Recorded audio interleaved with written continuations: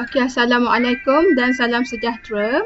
Okey, dalam video kali ini saya ingin menerangkan tentang kod 8C, di mana kod 8C adalah berkenaan matrix application.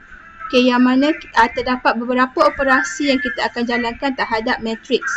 Okey, kita mulakan dengan membaca file data daripada satu file, yang mana file tersebut mengandungi matrix A dan matrix B. Kemudian kita buat beberapa operasi, iaitu kita kena pasti adakah elemen matrix A itu berbentuk upper triangular matrix ataupun tidak. Okey, selepas itu kita buatkan menyelesaikan sistem linear dengan menggunakan ERO, Elementary Row Operation.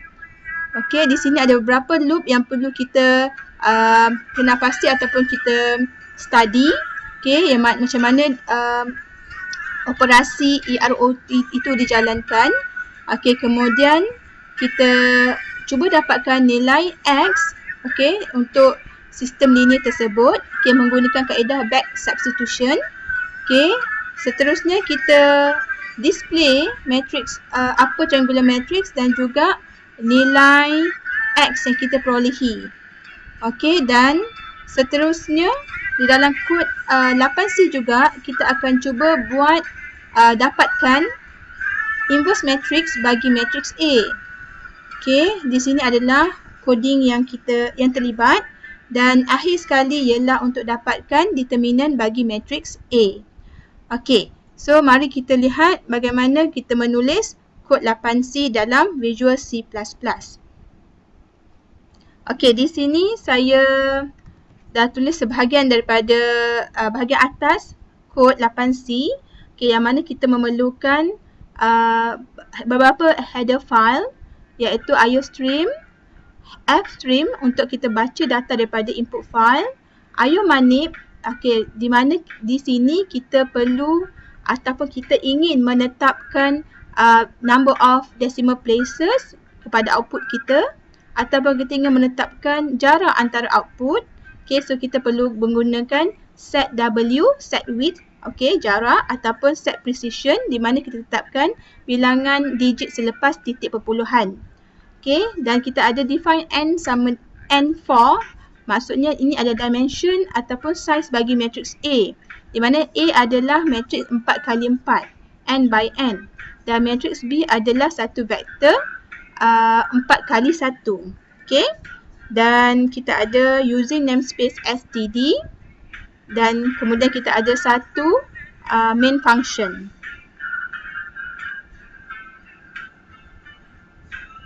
Okey, mula sekali kita declare variable I, J, K, yang mana kita akan gunakan dalam loop.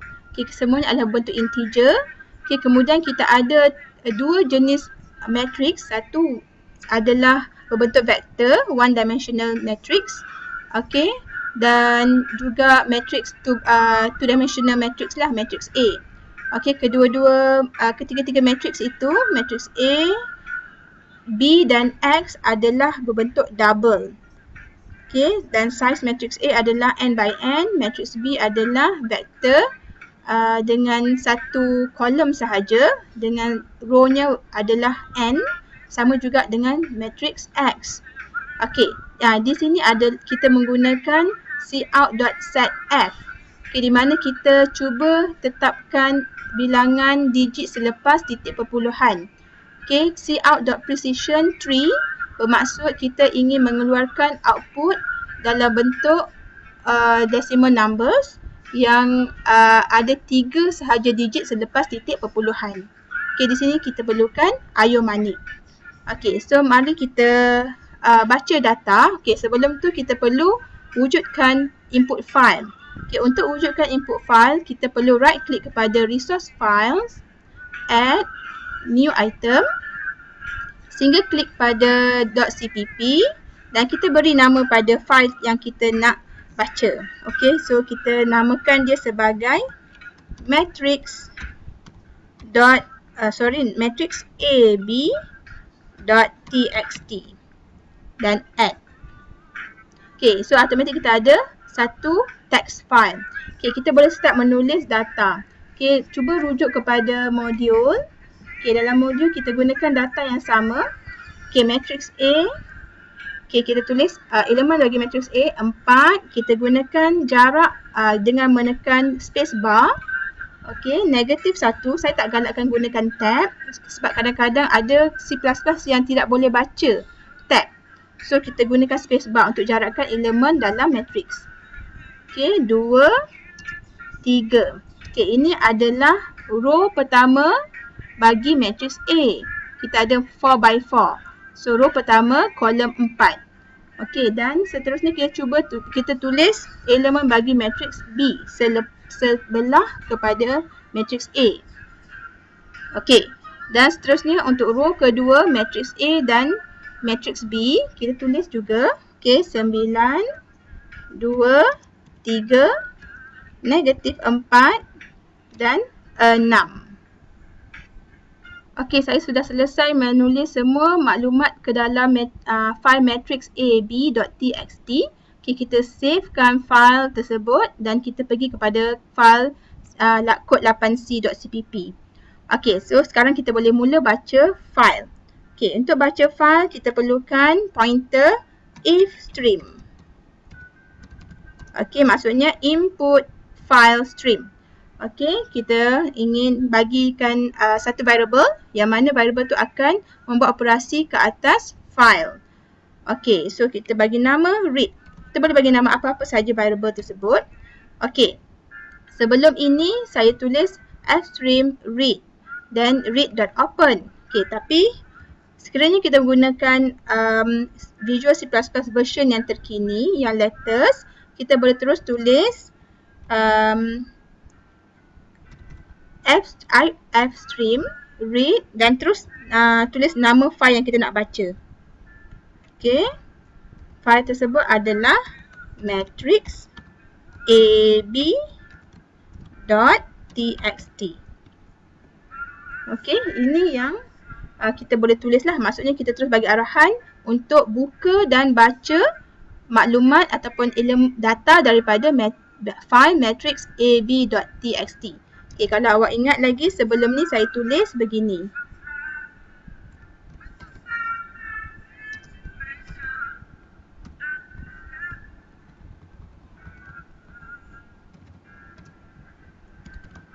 Read.open kemudian nama file.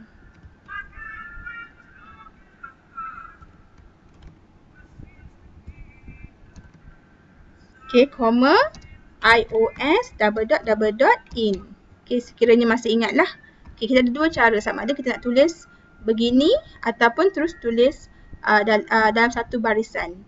Okay, kemudian kita dah buka dan kita dah baca.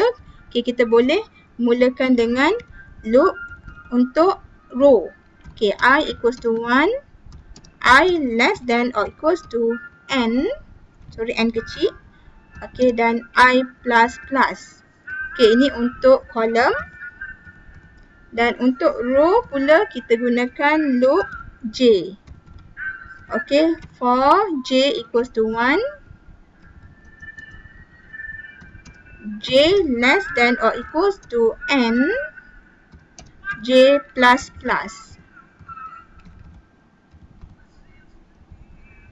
Okey.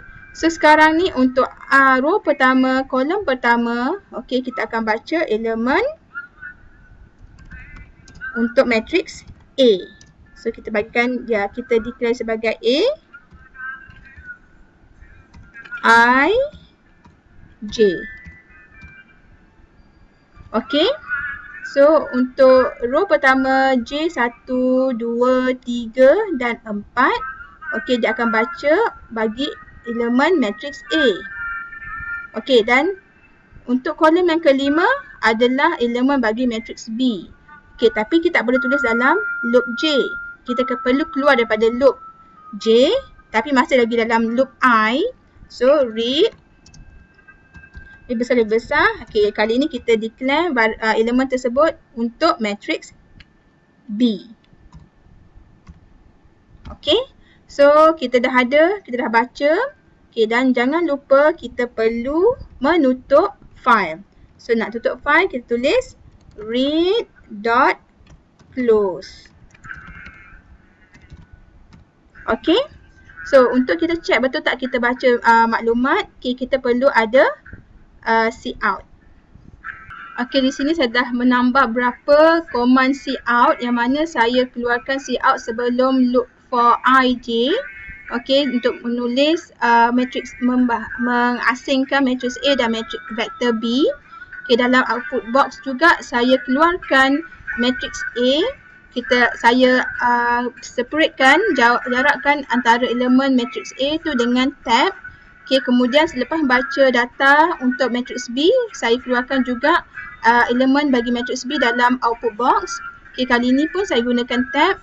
Dan selepas habis, sebelum masuk row yang seterusnya, saya keluarkan cout. Okay, jom kita check apa output yang kita dapat. Okay, so ini adalah output yang kita perolehi. Maksudnya, coding kita telah membaca data yang betul daripada file. Okay, kalau kita nampak dekat sini, kita ada 4x4 untuk matrix A dan vektor B adalah elemen yang berada di kolom yang kelima.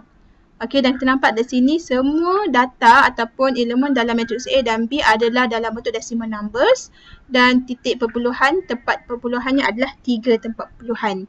Okay, seperti yang kita bagi arahan dalam C++ tadi. Okay. Okay, so sekarang kita teruskan. Okay, selepas kita baca data, okay, so sekarang kita nak check adakah data yang matrix kita baca tu adalah berbentuk upper triangular ataupun tidak. Okay, ini adalah kod yang mana kita ingin mengenal pasti sama ada matrix A itu berbentuk upper triangular ataupun tidak. Okay, upper triangular adalah apabila satu matrix itu semua elemen di bawah diagonal adalah berbentuk kosong, adalah kosong. So, kita hanya ada bentuk segitiga di atas. Okay, so untuk kenal pasti, kita tulis satu branching, okay, yang mana kita kalau jika elemen di bawah diagonal bukan kosong, maka kita terus tulis matrix tersebut bukan upper triangular. Okay, so di sini kita gunakan boolean flag equals to 1. Okay, bool adalah dia punya output sama ada 1 atau kosong. 1 true, 0 false. Okay, so kita start dengan I sama dengan 2 sebab kita mulakan dengan lower elemen kosong di row yang kedua dan kolom yang pertama. Okay, so sekiranya elemen tu adalah bukan kosong, maka nilai flag adalah kosong, false. So terus break. Break maksudnya dia akan keluar daripada loop for ni. Okay, dan ada branching if flag kosong, maka the matrix is not an upper triangular matrix. But if flag equals to 1, okay, the matrix is an upper triangular matrix. Okay, so di sini kita buat satu branching, okay. Okay, so tadi kita buat untuk I1 dan I2, J1. Okay, sekarang ni untuk J sampai maksimum I tolak 1. Okay, tadi I2, so J sampai 2 sahajalah, 1 lah. Okay, dan sekarang ni untuk I2, maksudnya row yang ketiga, I3, row yang ketiga, J1 dan J2. Okay, so adakah elemen dalam A3, 1 dan 3, 2 kosong? Jika ya, maka flag masih lagi 1. Tapi jika bukan, okay, maksudnya elemen dia bukan sama dengan kosong, maka flag sama dengan kosong.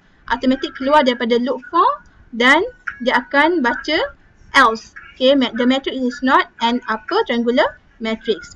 Okay, cuba kita check output kita. Okay, kita nampak di sini the matrix is not an upper triangular matrix. Okay, betul lah sebab elemen di bahagian bawah diagonal bukan kosong. Okay, kita nak cuba kita ubah suai matrix kita, tengok adakah dia baca betul. Okay. Okay, di sini saya telah ubah suai data daripada dalam matrix ab.txt. Okay, di mana saya tukarkan semua elemen di bawah diagonal sebagai kosong. Okay, kita tengok apa output yang kita perolehi. Okey, ini adalah outputnya. Kita nampak the matrix is an upper triangular matrix kerana semua elemen di bawah diagonal adalah kosong. Okey, itu sahaja. Terima kasih.